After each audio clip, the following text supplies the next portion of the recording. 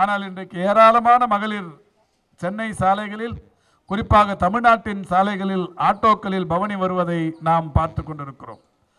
குறிப்பாக மகளிர் பேசஞ்சர்ஸ், அதாவது பயணிகள், குழந்தைகள் பள்ளிகளுக்கு அனுப்புபவர்கள் மகளிர் ஆட்டோவாக இருந்தால் மகிழ்ச்சியோடு வந்து ஆட்டோவை தயக்கமில்லாமல் ஏற்றி அனுப்புவார்கள்.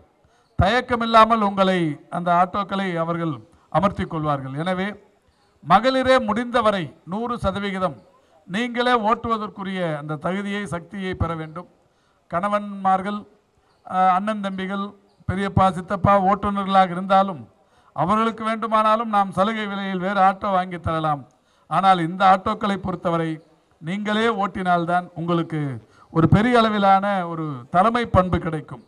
நீங்கள் ஒரு தொழில் முனைவோராக மாறுகிற போது வாழ்க்கையில் பணம் சம்பாதிப்பது என்பதையும் கடந்து ஒரு மிகப்பெரிய அளவில் சமுதாயத்தில் பலதரப்பு மக்களை சந்திக்கிற ஒரு வாய்ப்பு, அவர்களிடத்தில் கிடைக்கிற அனுபவமிக்க வார்த்தைகள், இவை எல்லாமே உங்களுடைய வாழ்க்கையை, உங்களுடைய வாரிசுகளின் வாழ்க்கையை ஒரு தரமுள்ள வாழ்க்கையாக மேம்படுத்துவதற்குரிய வாய்ப்பாக இருக்கும். எனவே அதை நீங்கள் செய்ய வேண்டும் என்று அன்போடு வேண்டி கேட்டுக்கொள்கின்றேன்.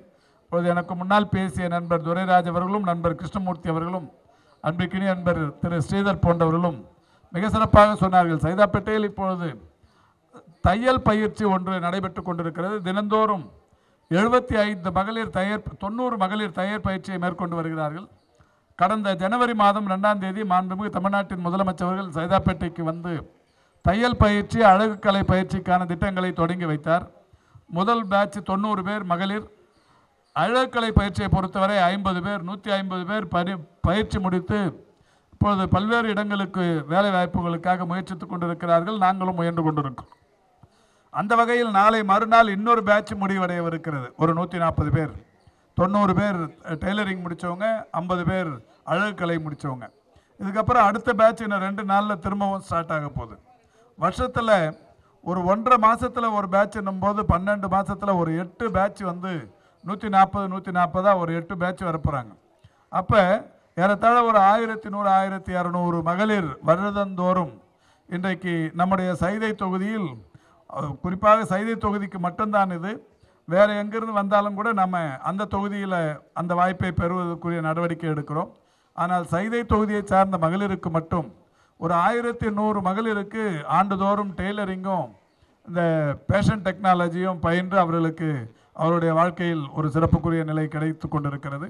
அதையும் இப்போது நாம் தொடங்கி வைக்கிறோம். இப்போ இந்த நிகழ்ச்சி முடித்து அடுத்த ஒரு நிகழ்ச்சிக்கு போகிறோம் 10 மணிக்கு. இந்த ஆட்டோ ஓட்டுகிற சகோதரிகளுக்கும் அதே மாதிரி இப்போ கட்சியின் சார்பில் நாங்கள் 2 செட்டு ட்ரெஸ்ஸு தரோம். 2 செட்டு சீருடை தரோம். அதுவும் இல்லாமல் டிவிஎஸ் கையில் பேசி அவங்க கையிலையும் ஒரு 10,000 ரூபா வாங்கியிருக்கிறோம். அந்த 10,000 ரூபாயும் இப்போ உங்கள் கையில் கொடுக்க போகிறோம். ஆளுக்கு இங்கே வர்றவங்களுக்கு ஒரு 10,000 ரூபா, 2 செட்டு ட்ரெஸ்ஸு இந்த மேடையில் தரோம். ஆட்டோவை முடிஞ்ச அளவுக்கு நீங்களே ஓட்டின்னு போங்க. வாய்ப்புக்கு நன்றி, வணக்கம். என் பேர் வனிதா, நெருப்பேட்டிலேருந்து வந்திருக்கேன். எல்லாருக்கும் ரொம்ப நன்றி. திரு தளபதி ஐயா அவர்களுக்கும், மா சுப்பிரமணிய ஐயா அவருக்கும், கிருஷ்ணமூர்த்தி ஐயா அவர்களுக்கும், பாஸ்கரன ஜானண்ணா அவர்களுக்கும் எல்லாருக்கும் ரொம்ப நன்றி. ஏன்னா பெண்கள் முன்னேற்றத்துக்காக ரொம்ப கஷ்டப்பட்டாங்க. ஸ்டார்டிங்லேருந்து எண்டிங் வரைக்கும் ரொம்ப கஷ்டப்பட்டு தான் 1 by 1 மூவ் பண்ணுறாங்க. ஸோ இதை பார்க்கும் போது கூட பிறந்த அண்ணன் தம்பி கூட இந்த மாதிரி ஒர்க் பண்ண மாட்டாங்க. ஆனால் ரொம்ப சந்தோஷமாக இருக்குது எங்களுக்கு. பெண்கள் முன்னேற்றத்துக்காக இவ்வளோ கஷ்டப்பட்டு இவ்வளோ மூவ் பண்ணுறாங்கன்னும் போது ரொம்ப கஷ்டமாகவும் ரொம்ப பெருமைப்படுறேன் நான். இந்த ஆட்சியில் இவ்வளோ நல்லா நடக்குது அப்படின்ட்டு ரொம்ப நன்றி. தொழிலாளர் திரு அமைச்சர் அவர்களுக்கும் கணேஷ் ஐயாவுக்கு நன்றி.